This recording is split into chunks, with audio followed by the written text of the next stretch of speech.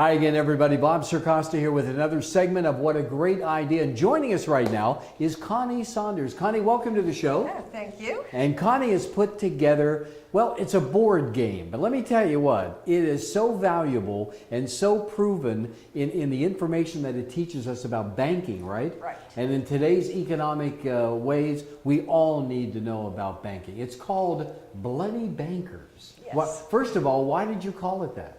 Well, my son actually used that name, and I thought it was brilliant. We surveyed it. It was a brilliant name because, frankly, in today's world, we are learning more and more with the internet how banking has worked historically, and quite often it has been a little bloody. From time to time, right? Yeah. And the more we know, the better equipped we are to really benefit ourselves in the banking world, right? Now, you've been in the lending industry for, what, 20 years? Yeah. Though you don't look it, I got to tell you. But she's been in the lending industry for quite a while. So that expertise and that knowledge really has fueled this as well.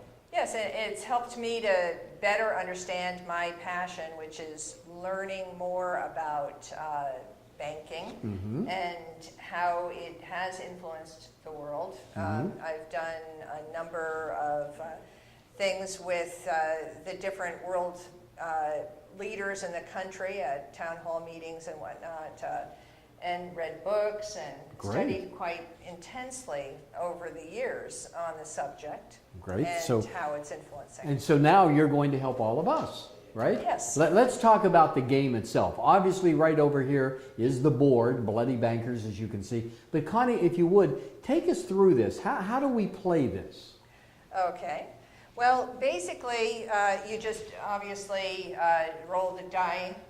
There's a single die, a four-sided die, to see who goes first. Okay. And the person starts at the year-end space, which is right here. And obviously in banking, year-end is your biggest time of the year. Right. And then they travel around the board, the number of rolls on the die. And if they claim it before they start the roll, they can go to the shortcut space, which goes across the middle of the board. Gotcha. So you can actually cut out some of these spaces that might have the card variable questions and whatnot that they don't want to have to answer. And each one of those squares has like the challenge, the event, right? And you draw the card when you land on there? Yes. And what do those do? When you land on the space, you draw a card. If you land on the audit space, for instance, the reserves audit space, that's where you actually get an audit of your books. And there's a ledger sheet that you keep with the information. And that's never fun when you hear the audit word. Right. Right? Exactly. Never fun. Right. And do you have questions that you get? Yes. There's an event card, for instance. Parent company gets negative rating, lose 10% at year end. Not a great card. Right. Not a good one to get, right? Exactly. But once again, we're teaching, we're all learning. Exactly. This happens in real life. That's right.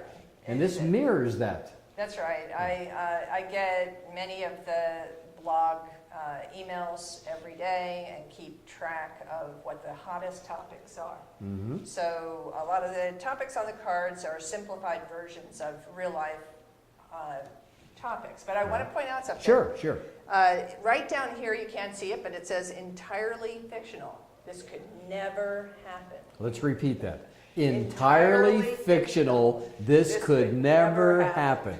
Okay, we want to make sure everyone knows that, right?